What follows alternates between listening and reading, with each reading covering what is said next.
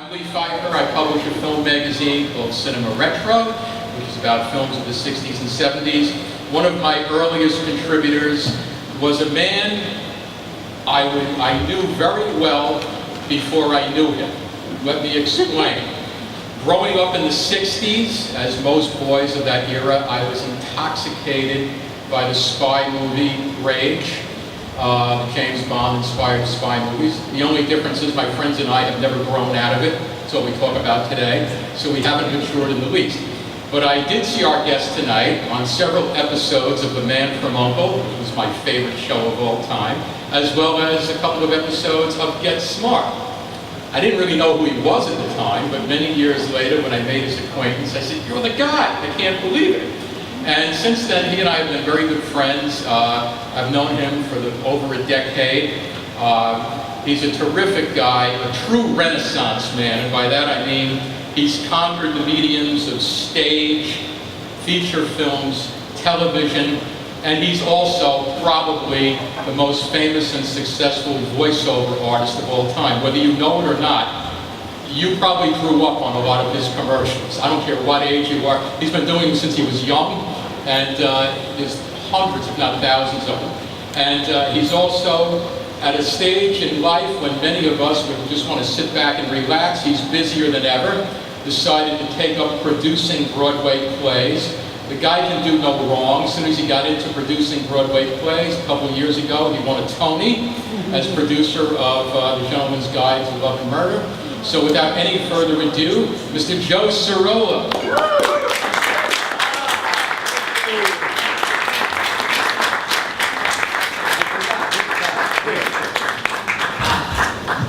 There's a lot to speak to Joe Sirola about, so I actually wrote something I don't usually do. I wrote a few cheat notes. I dare not forget something. But Joe, as I said before, Joe has conquered not only stage and screen, but also voiceover work. But the weird thing of it is that unlike most actors, it was never his dream or ambition to become an actor. You didn't become an actor until relatively late. 28 years old. Okay, that's late for an actor, as many of you know. So how did you, what were you doing prior to that? Well, everyone always asks, did you always want to be an actor? No, I didn't want to be an actor. I wanted to be rich and famous. Rich, mostly. Anyway, I went to Columbia University, and the dream of any immigrant, my mother and father, was to have a boy go to college and be successful. So I graduated Columbia in '51, and I went to work for Kimberly Clark.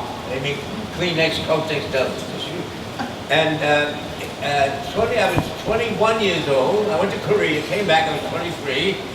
And after that, I got a job with Kimberly Clark. And within a few years, I was sales promotion manager for Kimberly Clark. I had an office at 250 Park Avenue, I had a secretary, expense account, automobile, the works. And I decided, I'm not very happy doing this. I think I want to do something else. Well, at about that time, I was dating a girl named Betsy, who was from Portland, and she was a drama major. And she would always say to me, "You know, you're much more than just an actor." I said, "What's wrong with being an actor? I mean, a salesman. What's wrong with being..." I used to talk like that, like New York. And she said, "Nothing, just..." She was a drama major, and she just...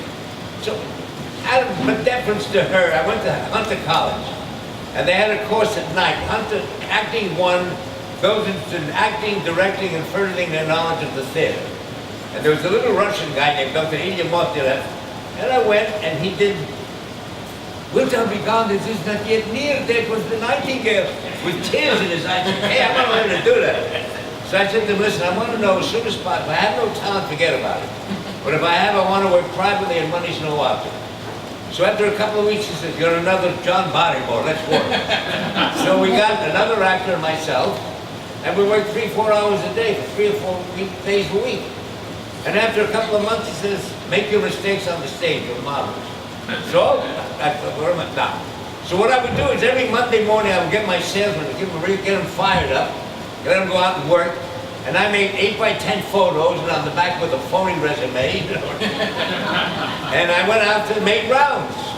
I learned, 28 years old, I made 20 or 30 rounds a day. I'd go to every advertising agency, I'd go to every network, sign in, sign my name, and almost half the time you'd hear your 8x10, after you left, you heard a clang, they were throwing it in the ash can. That's all right. You had to have persevere. Well, finally, I was on 42nd Street on a Wednesday morning. I'll never forget getting into a cab, and this lady was trying to get into the same cab. And I said, "Where are you going?" And she said, "I'm going to 57th Street." And I said, "Oh, I'm going to 59th. Hop in." So she hopped in, and I said, "Where are you going?" She said, "I'm going to the Blackfriars Theater." I said, "Are you an actress?" She said, "Oh my God, are you Equity?" I said, "Yeah." "Wow." So I drove her and dropped her off on 57th Street. Then I went to 59th Street where the athletic club is. The driver said, "Hey, your girlfriend left a purse." So I said, "All right, take me back." So I went back to the Blackfriars Theater. It was upstairs. So I walked up, and there was about 300 people. They were actors. They were auditioning. And there she is, and I gave her her purse. And this woman walked up the stairs. It turned out to be the assistant director. She said, "Are you reading?" And I lied, and I said, "Yes." So she gave me these papers, and I read. And they called me up, Sirola, and I got up and I read. And they said, "Thank you, we'll let you know." The next day I get a call to come back. Now instead of 300 people, there's only about 100 people there. So I read again, they said, "We'll let you know." Went home, they get another call.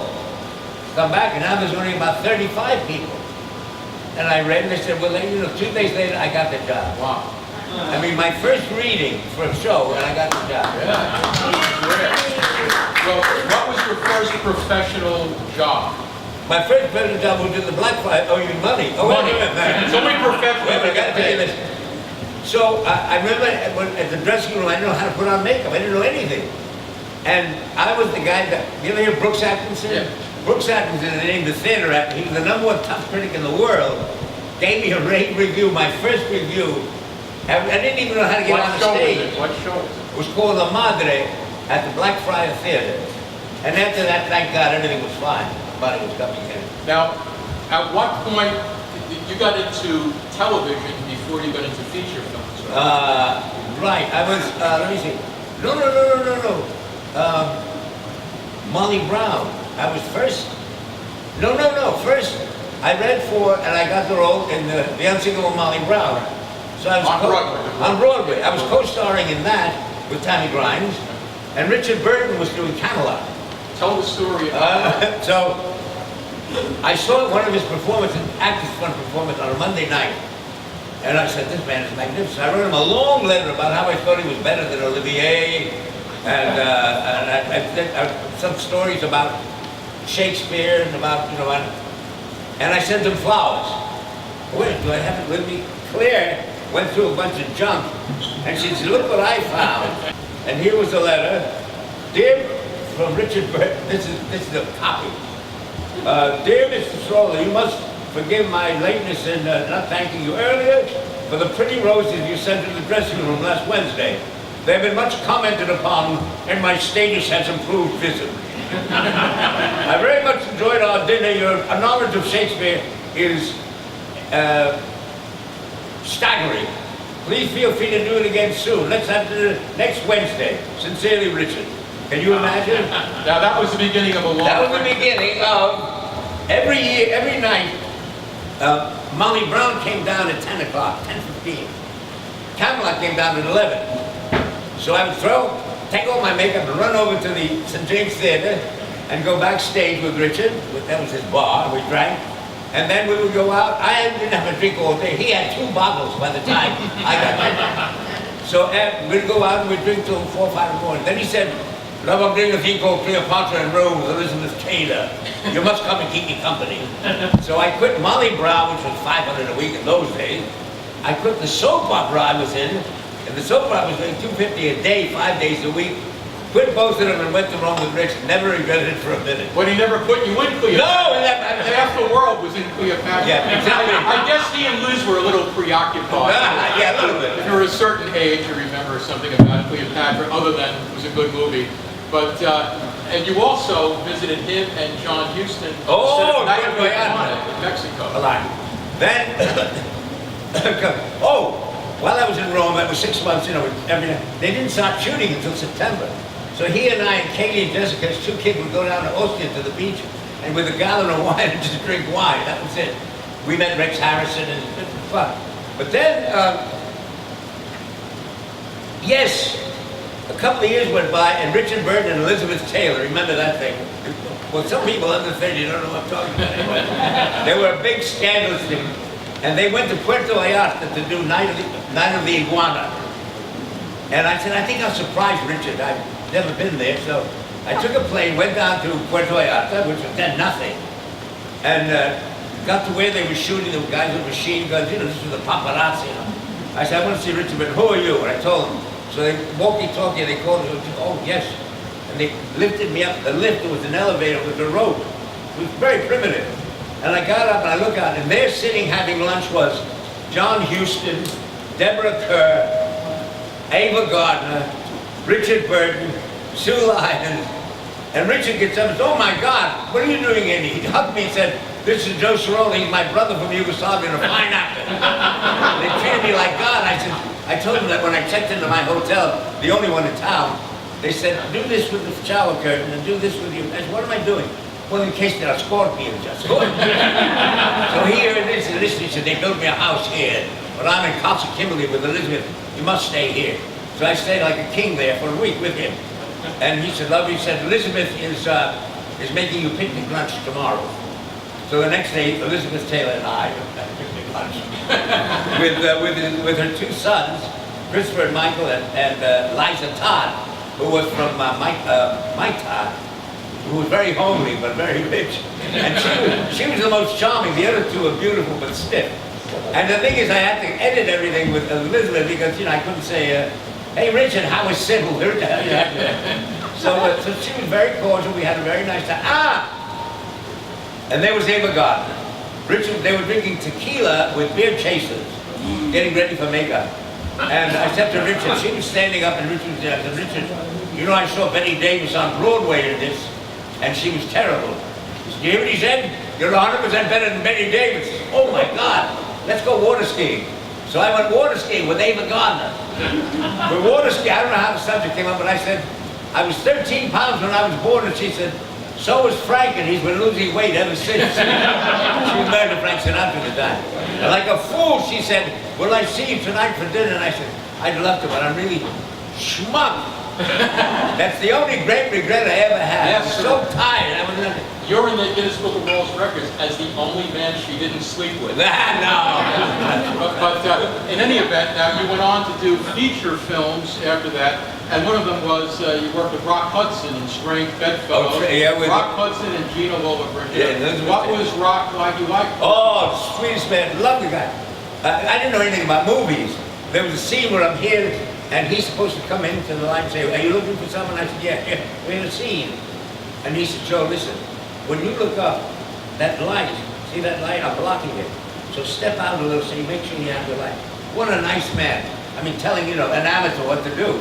And in my dressing room was a bottle of scotch, vodka, 5 bottles saying, what an honor working with a Broadway actor. This is Rock Hudson. Wow, great. But then, I did Hang 'em High with Clint Eastwood, which was terrific. And then we got into the voiceover business, of course.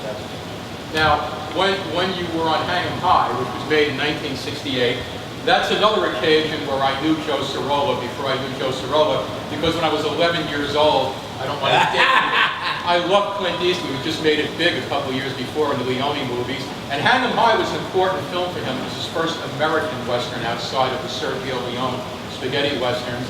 And I went to see it. That's a funny story about how I met Joe originally.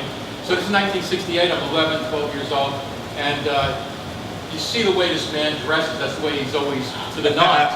But in this film, he plays the biggest pigsty of a human being, a horrible man who's part of a lynch mob who mistakes Clint Eastwood for somebody else and almost kills him. And Clint Eastwood goes on this mission of vengeance to track down each of these guys, and the first guy he comes after is Sirola. And Sirola's got this unshaved, got this big ugly hat and an eye patch on, and they get into a tiff, and he ends up killing Joe. So many years later, like 10 years ago, when I joined the Players Club, I'm sitting across from him on a New Year's Eve, where everybody's in black tie, and I said, I know you, you're an actor, I know you're, he says, Sirola. I said, what do I know you from? He says, you ever see Hang 'em High? I said, yeah, he goes, this goes like this. So we've been friends ever since. Another one that you did well, you had mentioned before, that you were involved with the soap opera, and Oh, the somehow that took you in the company of Frank Costello. Oh, Yeah, the I great did not- pop star. Or the years ago, and now we're talking about my first year in the theater.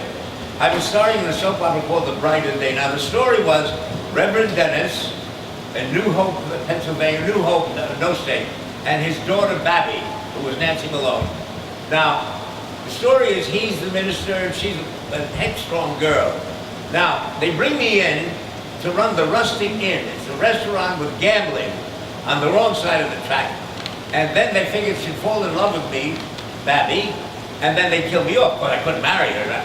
So, we're getting together and we had to think off camera also. So there was a lot of chemistry. So people would write into the Reverend saying, "You're a bigot. Babby, Peter is just what Babby needs because she's headstrong and he's bringing out." So they decided what they're going to do is have me sell my gambling and just own the thing so then I could clean up and get married. Right about that time, I'm on the east side of the restaurant and a man comes up and says, "Uncle Frank wants to say hello." I said, "Who? Frank Costello." I don't know, Frank Costello was like the Godfather. And I'm saying, "Man, I don't want to get killed." So I go over and say, "Hey, that girl, go. You gotta marry that girl. You hear me? Sit down." I said, "Geez, I got someone waiting for me." So listen, here's what you do. You get rid of the gambling. Got a good restaurant, you got a good money. Keep the restaurant, marry the girl. That's a great idea. I gotta go. Well, he didn't know, but at that time they were figuring on doing that anyway. 2 weeks later, I'm in the same bar, the same guy comes up, "Uncle Frank wants to say hello." And I look at him, "You did what I told you! Champagne for everybody, sit down!" He thought that he had told me, and that I went, I got this. But I mean, the people I met, there was Ethel Merman. Does anyone remember Ethel Merman? Oh, yeah, this crowd. She was the biggest star in the world. I was 1 year in the business, sitting in Sardi's, and Vincent Sardi said, "Miss Merman and Miss Fields would like to buy you a drink." And I said, "I know that's the Merman, but who's Miss?" I didn't know who Dorothy Fields was, but she wrote the words and lyrics to every musical at that time. So I went over and she said, "You're a very good actor." I said, "Thank you, Miss Merman." She said, "Now listen, I hear you're stealing the show over at Molly Brown, rehearsals." I said, "Thank you. Don't thank me, be careful. I'm going to tell you a story." She said, "I did a show called Girl Crazy with a girl named Ginger Rogers. Ever hear of her?" But at the end of the first act, I had a number called "I Got Rhythm." If I did it in Philadelphia like I did it in New York on Broadway, I never would have done it on Broadway. You get my meaning? Can you imagine telling me that? So, and sure enough, they did cut one of my songs. Anyway, I was very good. But I did that then, Tallulah Bankhead. Now, a lot of people never heard Tallulah Bankhead. She said she would like to have lunch with me. So I went to her house, we had lunch, so I became friends with Tallulah Bankhead. And I lived with my mother at the time in her apartment, and I would say, "Mom, did you get any calls?" She said, "Yes, some woman called." I said, "What'd she say?" She said, I said, "Who are you?" She said, "My name is Tallulah." I said, "What did you say?" I said, "Tallulah who?" And she said, "Don't worry, darling, he'll know." And then I met Valerie Harper, of course, and Well, you did some episodes of Road. a road out of that, yeah. So out of that, I met everyone in the world. Richard Rogers, and then eventually I did Baljoy on Broadway. Well, you did all. So to quit all that and go, it cost me a lot of money. Yeah, I'll say. But among the shows Joe has done, The Untouchables, Perry Mason, The Andy Griffith Show, Get Smart, The Tonight Show with Johnny Carson, Rhoda, The A-Team, Diagnosis Murder, Spin City, Rescue Me, NYPD Blue, Charlie's Angels, Quincy, and The Rockford Files, and The Man from Uncle. Oh my God. And then, a very, yeah, and then he also was in and not very well remembered, but it was very big at the time, in the 70s, a great political miniseries called Washington Behind Closed Doors, for which Robert Vaughn, your old friend, Andy Muckle, won the Emmy. And you played Vesco. You played Vesco, the guy who was delivering the bags of cash to the Nixon White House. So you had a very high-profile role there. But how did you get into voiceover? Oh, that's incident. Johnny Carson once said, "The most listened to voice in America is Joe Sirola." That was not because I wanted, but I was every time he put on a television or radio, there it was. The way that happened was, I was 37, and things were going slowly. I wasn't doing well in Hollywood. And so I was going to meet some girl at an agency, and this guy said to me, "Did you ever think of doing voiceovers?" I said, "What's a voiceover?" Told me, I said, "Any money?" He said, "Big money." He said, "Have you got it now?" I said, "Yeah." So he got a mic. He gave me these words. And I said, "Vic's Formula 44 has a cough suppressor as effective as codeine, but not narcotic. So next time you have a cold, try Vic's Formula 44. He said, "Wow, that's terrific." I said, "Why?" Well, up to then, none unbeknownst to me, because I didn't watch television, guys would say, "Vic's Formula 44 has a cough suppressant as effective as codeine, but not narcotic." I was the first guy to talk to the person instead of at the person. So my salary went from $3,200 a year, which is $55 a week unemployment, to $80,000 to $310 to $1 million. I mean, it was like a joke. The Wall Street Journal in 1970 ran on the front page, "The golden voice of Joe Sirola makes $500,000 a year." I mean, that's like $6 million now. And it was a joke. I mean, it was $1 million a year for 25 years, and it was an hour a week. Yeah. I mean, I was very, very lucky. What were some of the other products that we would know you're up until recently, Wendy's? Wendy's spicy chicken sandwich, when you gotta have one, you gotta have one. Ford Explorer, we build them Ford tough. Wendy's, Boar's Head oven home turkey, the best turkey ever. Compromise elsewhere. A NyQuil for that sniffling, sneezing stuff you don't feel. Like that, 10,000. Thank God.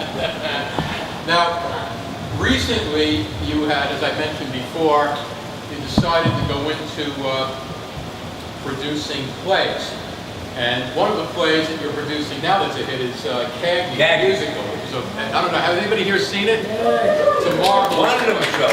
Robert Crichton is terrific in it. And, but that show has some real personal sentiment for you because Joe was in the very last scene that James Cagney ever filmed. It was for a 1984 TV movie called Terrible Joe Moran. Can you just fill us in on what that experience was like? Oh, well, naturally, I was, when I was a kid, I was the same height as him. Turned out we went to Columbia, he went for only a year. We went to Stuyvesant, we both had red hair, we were both 5'7", Cagney. And all of a sudden I get a call to do this show, the last television show he ever did.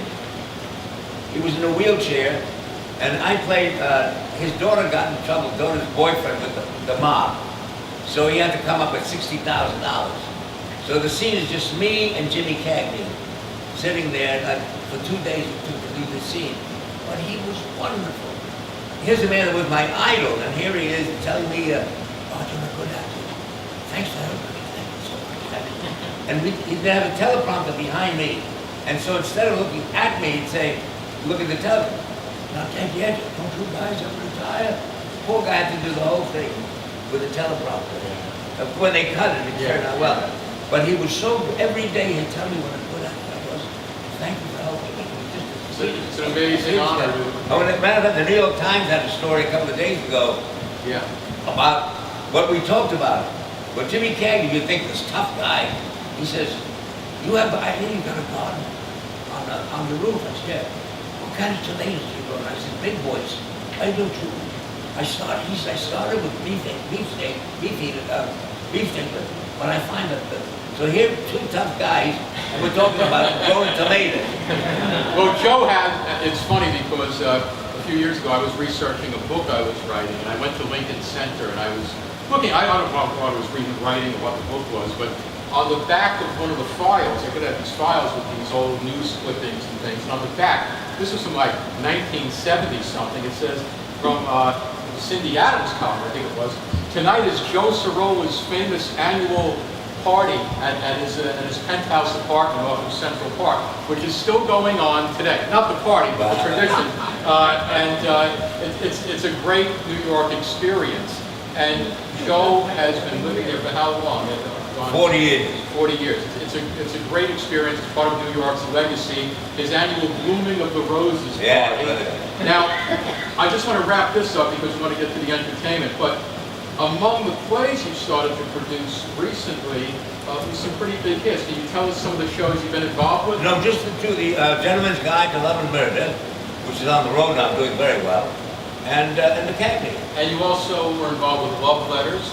Oh yeah, Love Letters. There's been a number of them. Yeah. But that's not doing as well as the others. So. But so what I want to do is right now, I want to introduce another very special guest. He's a New York cabaret legend, Mr. Steve Ross. And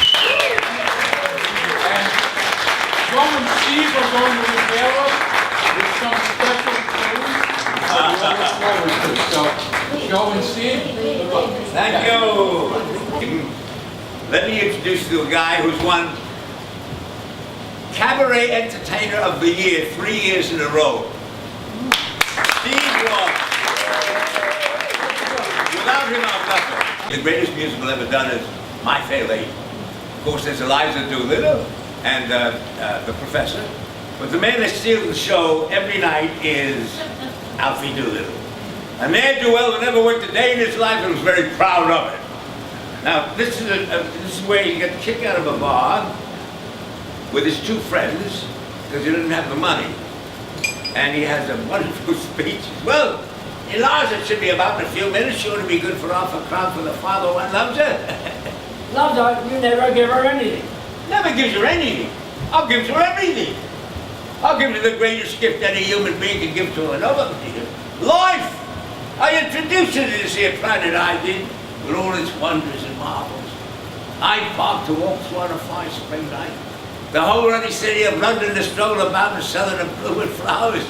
I gives her all this, and then I disappears and leaves her on her own to enjoy it. Now, if that ain't worth half a crown now and again, I'll take off my belt and give her what for. The Lord above gave man an arm of iron, so he could do his job and never shirk. The Lord above gave man an arm of iron, but with a little bit of luck, with a little bit of luck, someone else will do the blinking work. With a little bit, with a little bit, with a little bit of luck, you'll never work. The Lord above made liquor for temptation, to see if man could turn away from sin. The Lord above made liquor for temptation, but with a little bit of luck, with a little bit of luck. When temptation comes, you'll give right in. Oh, you can walk the straight and narrow, but with a little bit of luck, you'll run amok. The gentle sex was made for man to marry, to share his nest and see his food is cooked. The gentle sex was made for man to marry, but with a little bit of luck, with a little bit of luck, you can have it all and not get hooked. With a little bit, with a little bit, with a little bit of luck, you won't get hooked. The Lord above made man to help his support his children, which is the right and proper thing to do. A man was made to support his children, but with a little bit of luck, with a little bit of luck, they'll go out and start supporting you. With a little bit, with a little bit, with a little bit of luck, they'll work for you. With a little bit, with a little bit, with a little bit of blooming luck.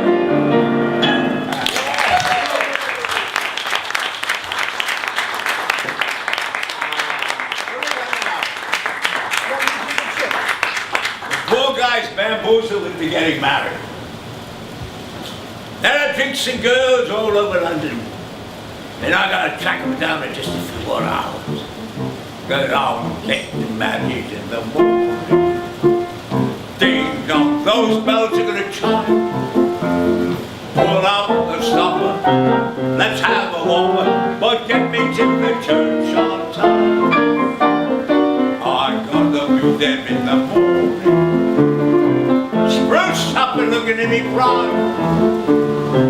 Girls come and kiss me, show how you'll miss me, but get me to the church on time. If I am dancing, roll up the floor. If I am whistling, whip me out the door. For I'm getting married in the morning. Ding dong, those bells are gonna chime. Feather and Tommy, call out the army, but get me to the church. Get me to the church.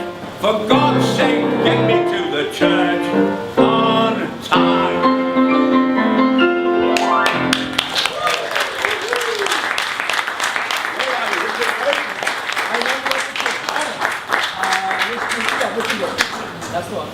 Now, from the ridiculous to the sublime, we go from Alfie Doolittle to Richard Burton as King Arthur in Camelot.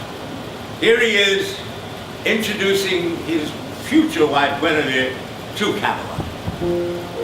It's true, it's true. The crown has made it clear. The climate must be perfect all the year. A law was made, a distant will not go in. July and August cannot be too hot. And there's a legal limit to the snow here in Camelot. The winter is forbidden till December and exits March the 2nd on the dot. By order, summer lingers through September in Camelot.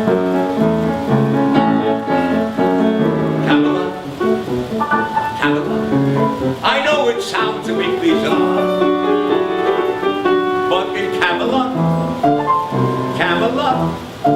that's how conditions are.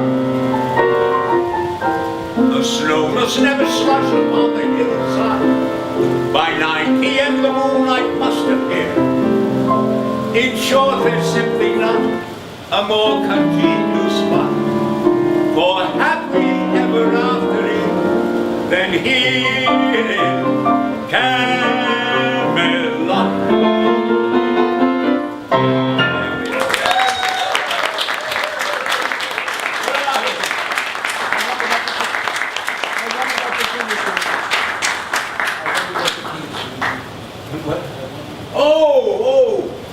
Well, that was the night before the nuptials.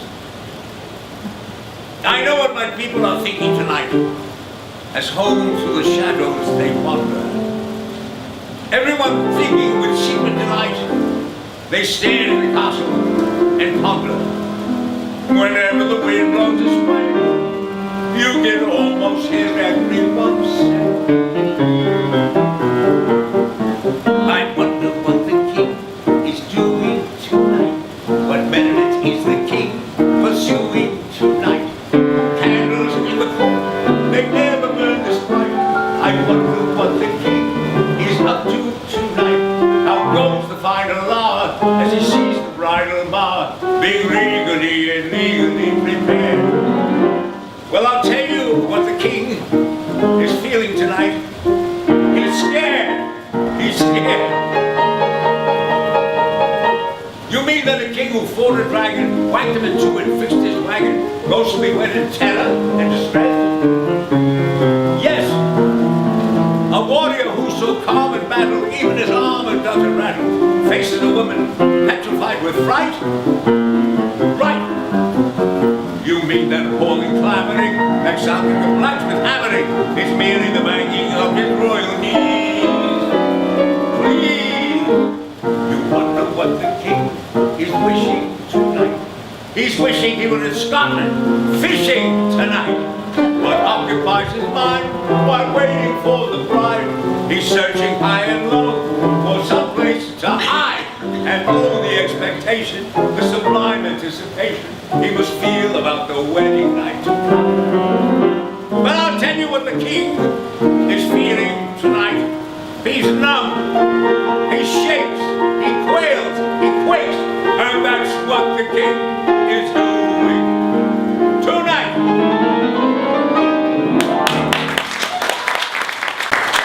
Girls today, you know, the girls today, society, go for classical poetry.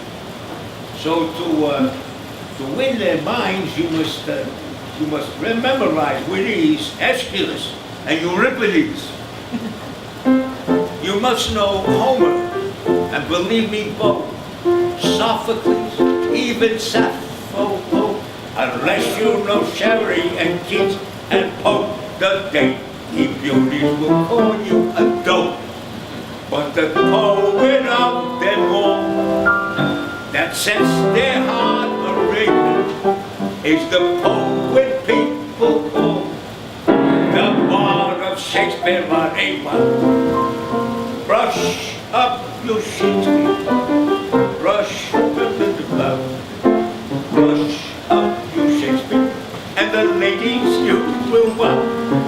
declaim a few lines from Othello, and they'll say he's a hell of a fellow. If your blonde goes done with your terror, tell her one Caesar told Cleopatra, if she clogs with your clothes, she's a mustn't. What are clothes? What you do about nothing? Rush up your Shakespeare, and they'll all kowtow. Rush up your Shakespeare. Start quoting him now. Rush up your Shakespeare, and the ladies you will wow. With the bride of the British ambassador, take a quote out of Tritus and Cressida. If she said she don't like it or type it, make her type it much more as you like it. If she claimed your behavior is heinous, kick her right in the Coriolanus. Rush up your Shakespeare, and they'll all kowtow. Rush up your Shakespeare. Start quoting him now. Rush up your Shakespeare, and the ladies you will wow. You don't have to be a man to be a No, where are we? we're right there. You You can't. don't have to be John Weber. You don't have to be. You can't be a ham. You can't be a ham and do Hamlet. They won't give a damn or a damnlet. Just recite an occasional sonnet, and your lap will have honey upon it. If your baby is bleeding for pleasure, let her send with your measure for measure. Break up your Shakespeare, and they'll all kowtow. Awesome. And they'll all kowtow. Odds Bodkin. And they'll all kowtow. Hey!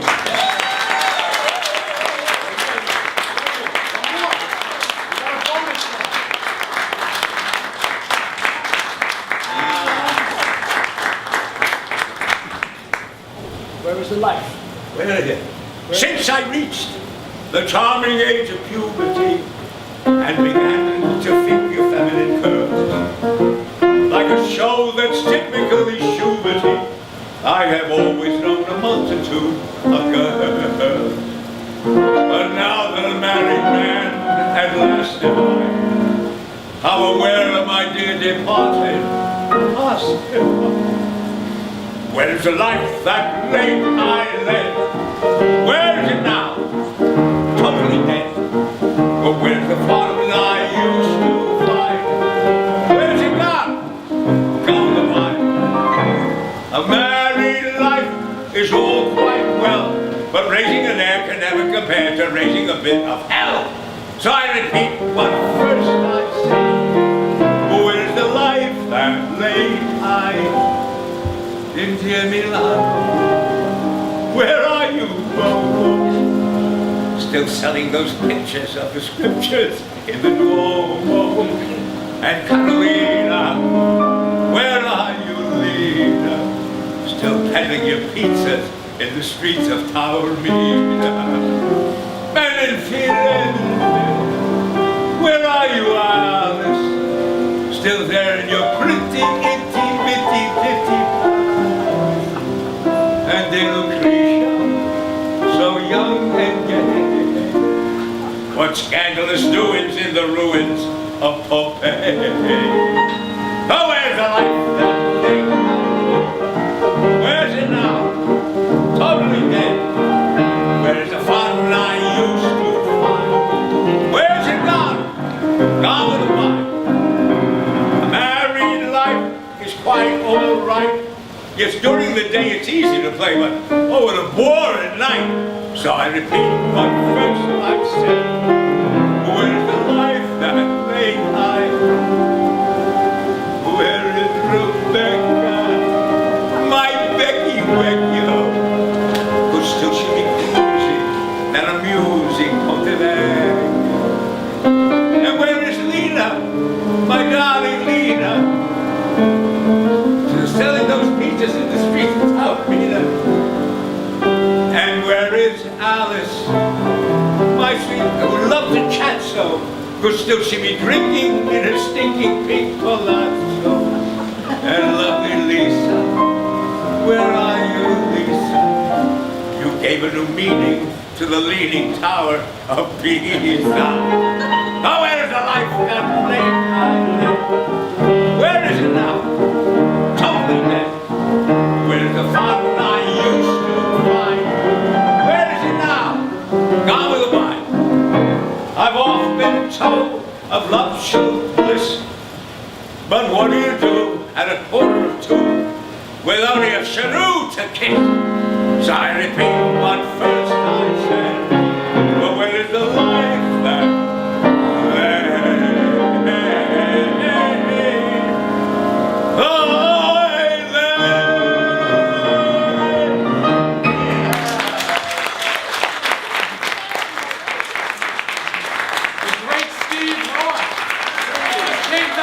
sold-out tour of Australia. Now this is really weird. Here's Joe Sirola on the cover of a magazine, 1974. Oh my God. Thank you, Joe.